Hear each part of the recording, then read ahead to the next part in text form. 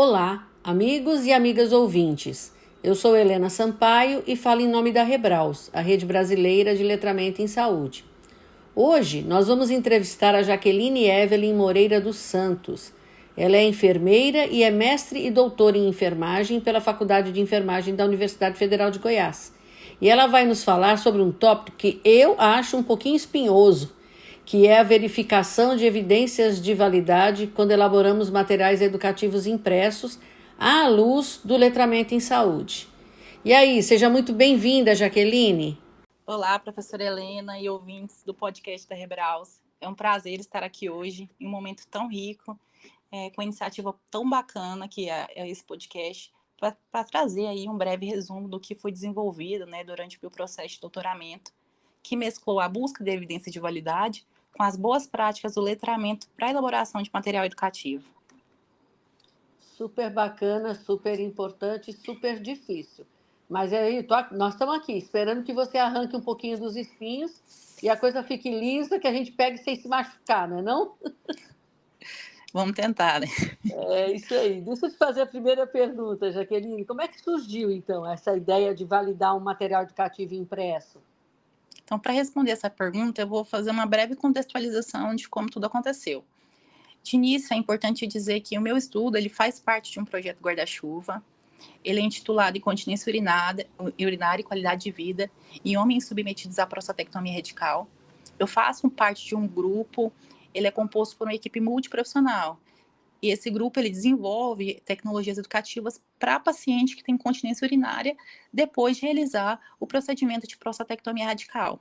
Sendo que o material impresso que a gente desenvolveu é um dos produtos desse projeto. E atualmente ele tem sido usado como base teórica para desenvolver outras ferramentas educacionais, como aplicativos e materiais audiovisuais. Então, esse material educativo, ele é denominado Manual de Orientações sobre Incontinência Urinária pós-prostatectomia radical. Ele respondeu um dos objetivos desse projeto maior como produto de uma tese de doutorado de um dos membros desse grupo, que é a enfermeira Lívia, que foi, construído por orientação da professora doutora Luciana Regina Ferreira da Mata. Então, o desenvolvimento desse manual ele foi feito para auxiliar a condução de um programa cognitivo comportamental para controlar a incontinência urinária desses pacientes que fazem a prostatectomia. Porque a prostatectomia é o tratamento de escolha para pessoas, homens que têm tumor restrito à próstata. E apesar do benefício desse procedimento, essa modalidade terapêutica, ela também tem efeitos colaterais, e um deles é a incontinência urinária. Então, pensando nisso, esse programa ele traz intervenções psicoeducativas que são ensinadas presencialmente lá no hospital, quando o indivíduo vai fazer a primeira consulta pós-cirurgia. E esse manual ele atuaria como subsídio teórico para essas intervenções e orientações realizadas nos encontros presenciais, para que o paciente ele conseguisse replicar no domicílio. Porém, a limitação na época foi que esse material ele não tinha sido validado, elas não tinham verificado as evidências de validade. Então, o meu trabalho nesse projeto foi aprimorar esse material que já existia, levando em consideração dois fatores: a aplicação das boas práticas do letramento em saúde, direcionado para a elaboração de material educativo, e também as buscas de evidência de validade, que comumente a gente chama de validação. E eu realizei esse trabalho todo, sobre a orientação da professora Virgínia e com a orientação da professora Luciana. Uhum. Bacana isso, hein, Jaqueline? Eu até já tive gente aí do seu grupo aqui. É um grupo que está produzindo muito, né? Eu já tive gente aqui falando do aplicativo YouProst, que é do mesmo grupo, né? Isso, a Muito Helena. legal. Isso, exatamente, Heloísa e Helena. Muito legal, muito legal. É muito bom ver o grupo trabalhando assim, coeso nessa tentativa. E o bom é isso, né? A pessoa desenvolve um material, o material fica excelente, mas aí alguém fala, não, mas eu posso colocar isso aqui à luz do letramento. E aí a pessoa coloca e fica melhor ainda, né, não? Isso é muito bom. E o grupo tem desempenhado aí várias atividades com esse público e vem construindo materiais educativos com diversas fontes, de veiculação para não limitar.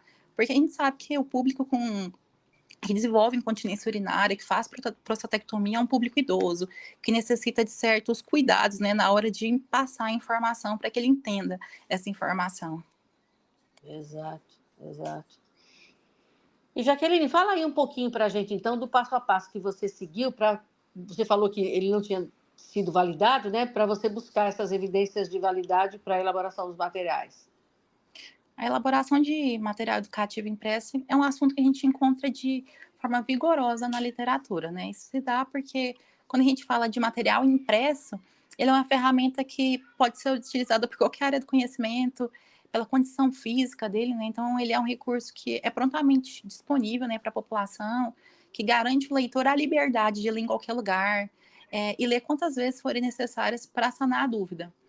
Mas apesar desse recurso ele ser muito importante para o auxílio do autocuidado desses pacientes, a gente ainda observa que os materiais educativos normalmente eles são mais gerais, a gente fala generalista, tem excesso de texto, excesso de informação, então acaba que esse recurso nem sempre considera o real percurso que o paciente ele vai realizar ali dentro do serviço e não considera o próprio público-alvo.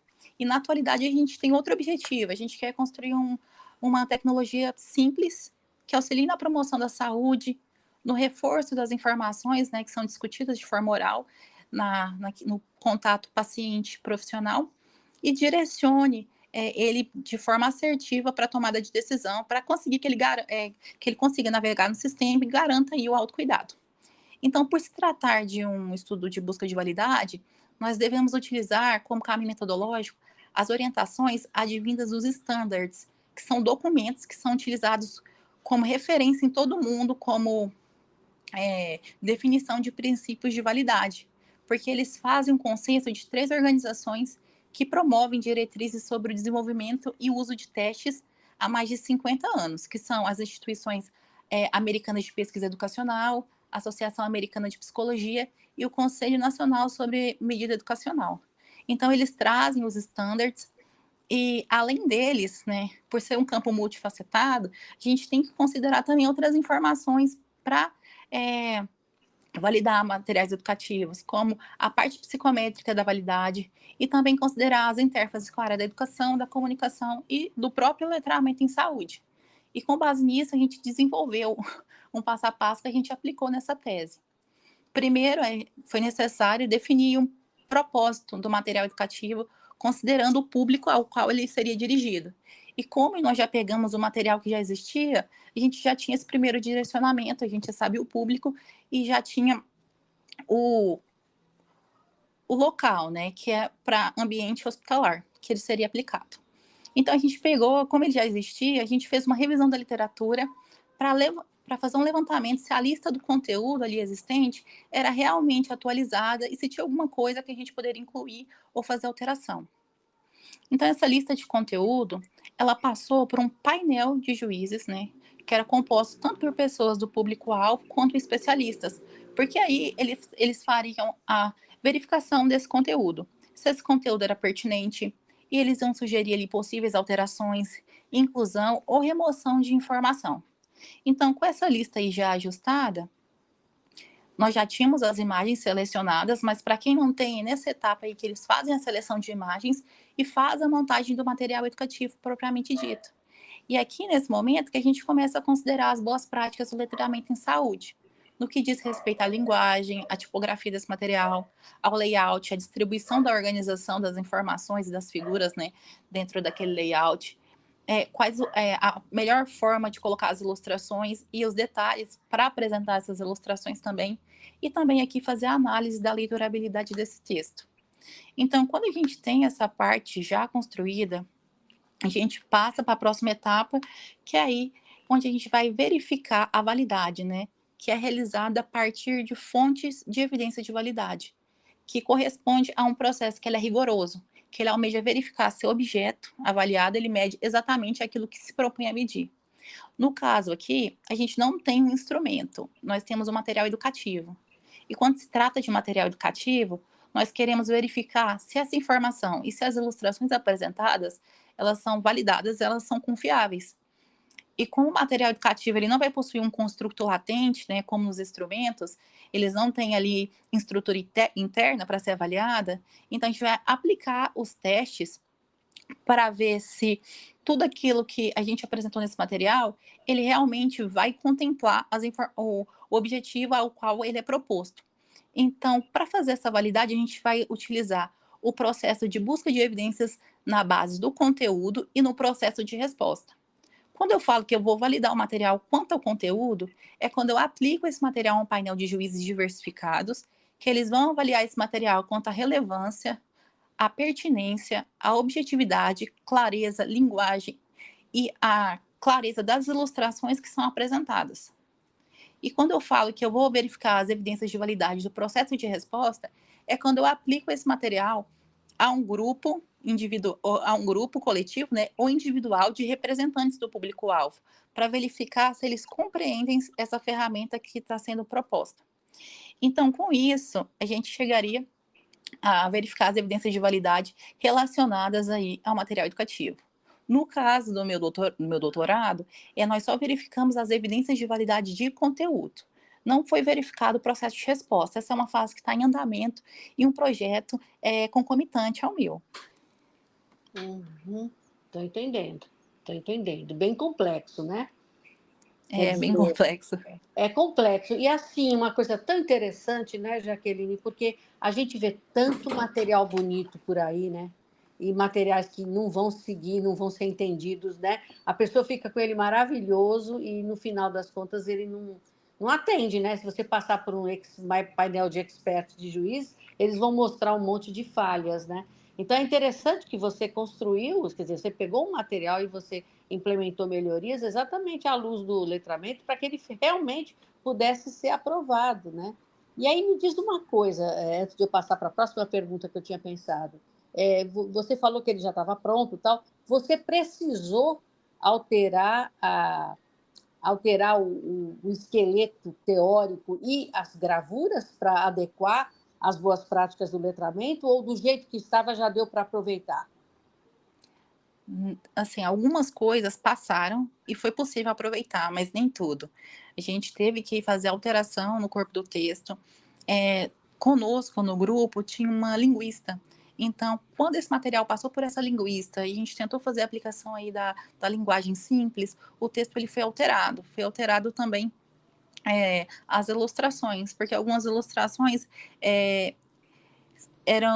faziam foco só em partes do corpo, sem considerar que talvez aquele paciente nem soubesse que parte do corpo era aquela. Textos com palavras complexas, alteração de título, então muita coisa teve que ser reformulada. E a gente viu o material de primeira mão e falava, nossa, o material está muito bom, vão ser poucas alterações. E assim, surpreendeu que foram bastante. Quando você parte para olhar a luz do letramento, acaba que muda muito, né?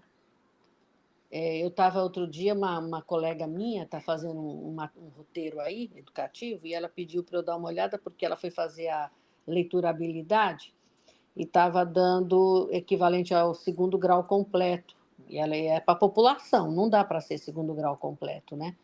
E aí eu saí cortando um bocado de coisa que ela colocou lá, e aí ela vai avaliar agora, mas eu acredito que vai dar pelo menos próximo ao que precisa dar, quinto, sexto ano, entendeu?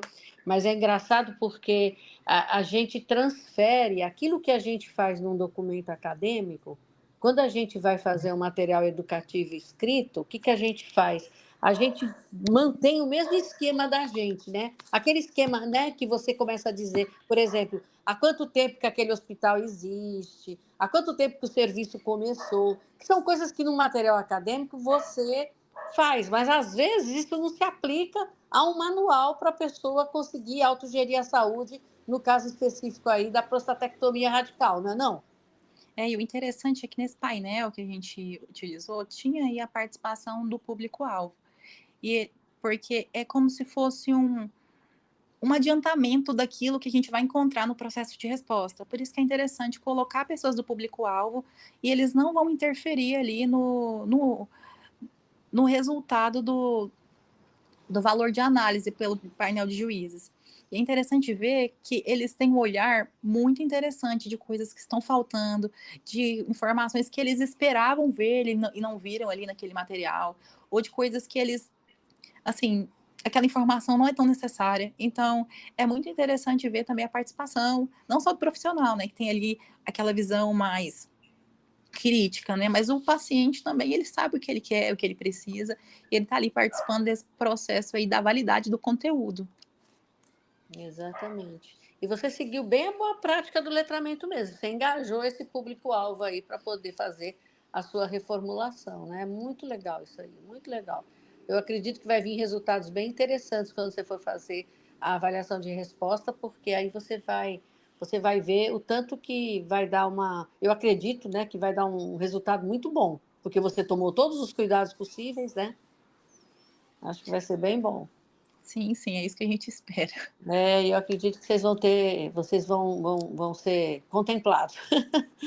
E Jaqueline, e assim, quais foram os desafios quer dizer, eu acredito que com a fala que você teve até agora, acho que nossos ouvintes estão percebendo que é um processo fantástico, bacana, interessante, apaixonante, mas que, logicamente, você descreveu o passo a passo, a gente vê que é uma coisa complexa, não é uma coisa, vou ali e faço já já, não é assim. Então, conta aí para a gente os desafios de elaboração de um trabalho desse tipo, Jaqueline.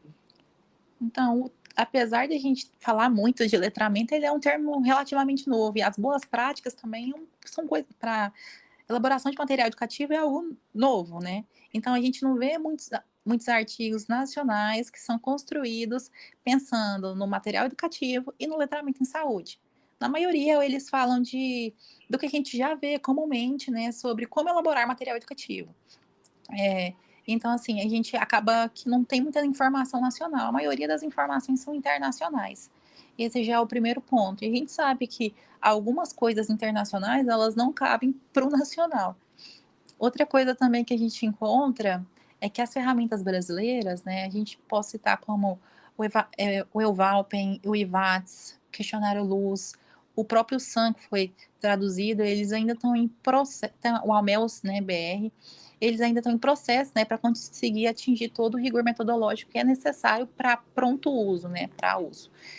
Por exemplo, o SAM, ele ainda está em finalização de adaptação transcultural. Ele ainda não terminou esse processo, apesar de ter sido traduzido. Então, ele já é utilizado. Então, isso preocupou muito a gente. E outros instrumentos, eles não finalizaram a análise de evidência de validade. Então, a gente tem essa dificuldade ainda em relação a qual ferramenta eu vou utilizar para aplicar os princípios do letramento em saúde. E também a gente não encontrou estudos da área da saúde que trabalhavam ali, que tinham como objetivo elaborar e validar material educativo que citava os standards como referência. Então, a maioria dos estudos que a gente encontrava que citavam eles era ou estudo psicométrico ou de educação ou da psicologia. Então, a área da saúde ela ainda não entende a importância desse documento que é a referência ouro para trabalho de validação. Uhum. Outra coisa que a gente também teve assim certa dificuldade foi na escolha, né, da razão do índice que a gente utilizaria para avaliar a resposta dos juízes. Então foi acho que esse foi o maior obstáculo, porque a gente tem uma cultura nos estudos da saúde de utilizar o IVC, o índice de validade de conteúdo, com um ponto de corte de 0,8 ou 80%, que foi proposto no artigo da Polity lá em 2006. Só que esse fato a gente não encontra respaldo nas práticas contemporâneas e, além disso, não encontra essa informação no próprio artigo da ALIN, 1986, que é o artigo primário, que fala disso. Lá ele traz esse ponto de corte, né, realmente de 80%, mas traz de uma forma diferente. Eles utilizam uma quantidade limite de juízes, de 10, né, juízes, e falam sobre essa quantidade de juízes com esse ponto de corte, não se estendendo para um número maior. Então, assim, acaba que a gente fica com teve uma certa problemática aí pensar em qual índice a gente utilizaria, porque no meu projeto primário eu iria utilizar o IVC, ponto de corte de 80%, foi até que eu comecei a fazer um curso de psicometria para estudos da saúde, e a gente viu que a gente teve uma aula aí complexa sobre essas questões, ele mostrou os artigos para a gente viu que realmente todos os estudos da saúde utilizam, né, a maioria, esse ponto de corte, e não sei se não se atentou ao estudo primário de Link, ele não diz isso. Então aí ficou aí um susto, Mas em que a gente encontrou isso, e é interessante que a gente dissemine essa informação, né, para os próximos estudos de validação, para avaliar a resposta de juízes, começa a ter outra visão em relação a esse índice. Uhum. É engraçado, né, Jaqueline? Porque eu também trabalho com ele, a gente acaba trabalhando. Aquela história das brincadeiras de telefone sem fio, né? O primeiro fala, o segundo já está diferente, o terceiro está mais diferente ainda. A gente não vai na fonte, e como não vai na fonte primária, a gente acaba interpretando, e essas interpretações vão sofrendo mudanças ao longo do tempo. No final, você está citando um autor e está fazendo um negócio diferente do que aquilo que ele preconizou, né? Isso acaba comprometendo o trabalho, né? Sim, e aí, né, porque é comum, muito comum utilizar o ponto de corte de 0,8 nos estudos de que tem, né, essa finalidade, e acaba que foi um susto, não vou mentir, foi um susto que durante esse curso de psicometria do professor Flávio Rebustini, a gente teve essa informação e foi verificar, foi fazer a leitura na íntegra, estudar, e realmente essa, essa consideração aí desse corte existe. Uhum. É, é isso aí mesmo. E uma coisa que você destacou que eu achei super importante, que é uma coisa que nossos ouvintes, se forem trabalhar nessa linha, eles precisam ver também. Essa questão de validação, você está trabalhando com material educativo, você não está trabalhando com validação de instrumento. Então, Exato. realmente, não é a mesma coisa, né, Jaqueline? Não é a mesma coisa. Quando você trabalha com validação de instrumento, existem outras evidências que precisam ser analisadas. São 5 evidências no total. E para material educativo, dessas 5 se reduzem a 2, que é a validade de conteúdo e a validade de resposta. Mas para instrumento, além desses 2, tem mais 3 aí. Uhum, Porque os instrumentos, exatamente. eles têm a estrutura interna a ser avaliada. Se o instrumento tem que avaliar também se o instrumento ele tem dimensão. Então aí aplica aí os princípios psicométricos. Exatamente, exatamente. Bem complexo isso aí. É, Muito muito bom. complexo. Muito bom. Bom, você falou da Lean, você falou da Polite, então vamos.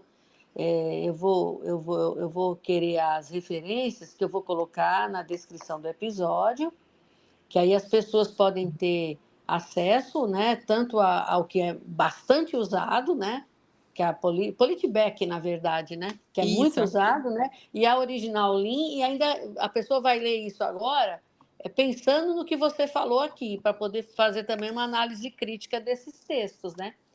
E aí eu quero colocar também, Jaqueline, você disse lá no grupo da Rebraus, lá no WhatsApp do grupo da Rebraus, você disse que já estava disponível a tua tese, né? Eu vou colocar também aqui na descrição do episódio a tua tese, para a turma ver toda essa trabalheira que você resumiu aqui para nós, você realmente tirou os espinhos, né? Mas é bom que a pessoa veja como que você tirou, né? isso é importante, porque vocês vão assustar, né, com quase aí 250 páginas, quase. Mas é isso aí, quem quiser fazer tem que saber que tem que arregaçar as mangas mesmo, né? Isso é É isso aí. verdade. Muito bom, Jaqueline. E aí, você tem alguma coisa ainda para acrescentar, além do que a gente conversou? Então, é um assunto muito vasto, muito complexo, como a Helena bem já disse. E eu citei aqui por cima de alguns desafios que a gente enfrentou, de forma resumida, os passos, né, que a gente seguiu para fazer essa reestruturação desse material. Então, eu queria convidar vocês a ficar atento, que em breve nós vamos ter uma live pela Rebraus, onde eu vou estar falando um pouquinho mais sobre esse passo a passo, esses desafios de forma mais detalhada. E eu também vou deixar os materiais aqui solicitados. Minha tese também vai disponibilizar para a professora Helena estar aqui disponibilizando no podcast. E eu só tenho a agradecer por participar, por ter a oportunidade de passar essa informação para vocês.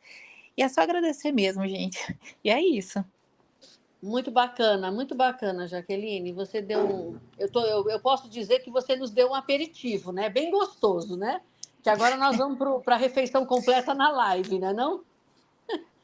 Bom, nossos ouvintes que fiquem de olho, porque logicamente ela é divulgada, né? E aí, quando você estiver na live, eu vou estar lá assistindo de camarote para poder me deleitar mais um pouco ainda com esse assunto, que eu acho o máximo. E você ainda me chamou a atenção para uma série de coisas que eu estou fazendo erradas, né, na minha prática. Então, eu preciso mesmo ler sua tese. Tenho que ler sua tese com mais calma e tenho que buscar as fontes. Não posso ficar disse que. Não, mas quem disse? E o que realmente disse, né? Isso é importante. Professora Helena, você foi uma inspiração, seus trabalhos foram inspirações para a construção dessa tese. Esse material é muito rico, eu também, sim, eu fico lisonjeada por servir, né, como referência e te instigar, né, que você faça a leitura da tese. Isso é muito importante, porque, querendo ou não, você teve um processo aí super importante na construção de ideias dessa tese, né? Eu não posso tirar seu mérito dela. Ideia é fácil dar, difícil é fazer, né? Não?